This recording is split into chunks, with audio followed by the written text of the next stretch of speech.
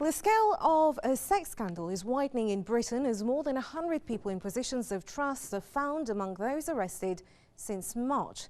Police figures show 104 medical staff or teachers are among nearly 700 potential child sex offenders arrested in the last 9 months.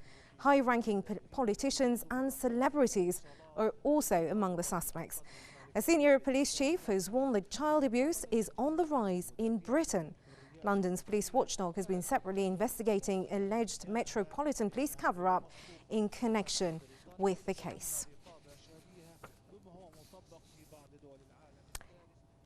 To get more updates on that story, we're joined by our correspondent in London, Mohammed Walji. Mohammed, tell us about this sex scandal which is almost taking over Britain, and all these politicians, high-ranking politicians and medical staff like teachers. These are people that you trust your children with. How did that come into being, and how is it being covered up?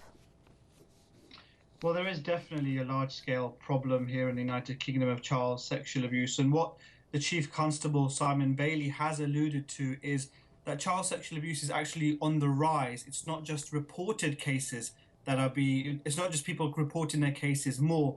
Now, following Jimmy Savile and the revelations and allegations made against him, we had something in the United Kingdom called the Savile effect, where more people who were abused were coming forward. And what that meant was, well, people just assumed that the issue of child sexual abuse was a problem, but it wasn't as bad as it was in those times in the 60s and 70s.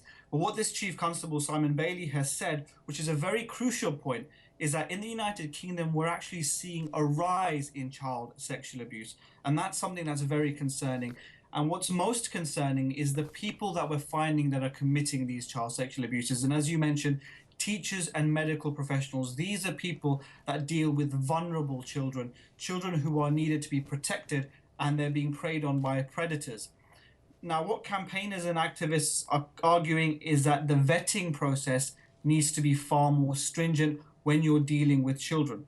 So if you are hiring a teacher, if you're hiring a medical professional, they need to be looked into a lot more stringently to make sure that there is nothing suspicious about them when they're going into this role.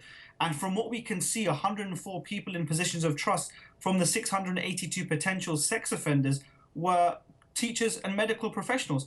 That's a large number of people. And what we're also seeing, the reason that we're potentially seeing a rise in child sexual abuse in the United Kingdom and actually across the world, is the nature in which people can be groomed. We've seen the emergence of the internet over the last 30, 40, 50 years. Everyone has the internet. And a lot of these predators are using the internet to groom young people.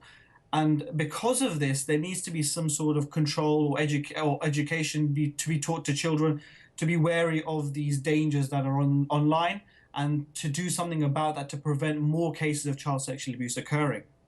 Well, Mohammed, how are people in the UK reacting to these figures? Well, I think people in the United Kingdom are shocked at the level of child sexual abuse. Many people don't believe it's happening to them, or it's that common, but unfortunately it is common amongst many different communities and professions around the country. And there is a bit of a fear, and they do want more to be done by the government to stop this from happening. But I think the biggest shock for many people are the profile of a lot of the individuals accused of child sexual abuse. You've got high-profile celebrities, Jimmy Savile being one of them. We've had Rolf Harris, Max Clifford. So many of these celebrities and politicians are being accused of it. And a lot of people in the United Kingdom are seeing that and being really shocked by that, and seeing that child sexual abuse is happening in all areas in the United Kingdom, in different groups of different societies, and they feel something needs to be done to tackle this problem, and it needs to be done very, very fast. Thank you very much. Mohammed Walji, our correspondent in London, reporting there.